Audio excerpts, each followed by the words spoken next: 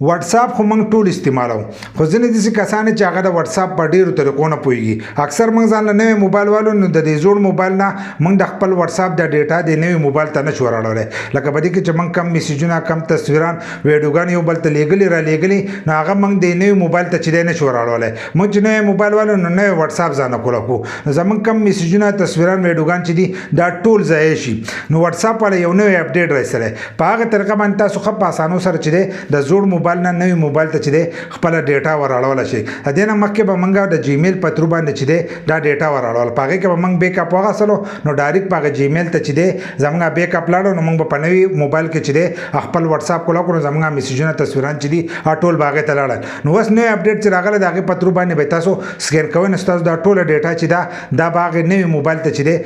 موبایل ته چې دی تاسو ټول ډیټا باغې ته ځي نو دا څنګه کیږي دا ته په دې ویډیو کې خیم خو ویډیو چې دا به زموږ سره تر اخره پورې وګورئ یو لایک شیر کمنټ چې دی ویډیو له لازم ورکوي نو زه موبایل سکرین ته دغه طریقې زده کوم چې د یو موبایل نه بل موبایل ته د واتس اپ ډیټا څنګه وراړم موبایل سکرین ته رالو من خپل واتس اپ کولاو کړی دغه شان دی به تاسو خپل واتس اپ کولاو کوئ لا پاسه د ګوټه و تاسو ته درې ټاکې ښکارېږي دا درې ټاکې به داسې ووایي چې څنګه یو دا ووایل نو دلته کې به تاسو ته پنځه اپشنونه چې دي هغه به کولاو شي به دې کې به ټول د اخرنی تاسو ووایي سیټینګ سیټینګ چې لیکلی دا به ځان سره کولاو کوي چې څنګه یې کولاو کړو نو تاسو به دې مخ ته راشئ نو به دې مخکې به څلورم نمبر اپشن کومې ته چې چیټس لیکلی ده پخوا کې د الفبې دا نښه ده دا کم یو چې خړ شو دا به ځان سره دغه شانتې کولاو کوي چې څنګه یې کولاو کړو نو تاسو به دې مخ ته راشئ چې دې مخ ته راغلی نو به دې مخکې به لږ لاندې لاړ شئ چې لاندې راغلی نو د لاندې طرف نه دویم نمبر اپشن ترانسفر چیټس دا به ورته لیکلی د موبایل لا نښه ده او په منځ کې دغه شی چې دی دا به ځان سره کولاو کوي دا کم چې خړ شو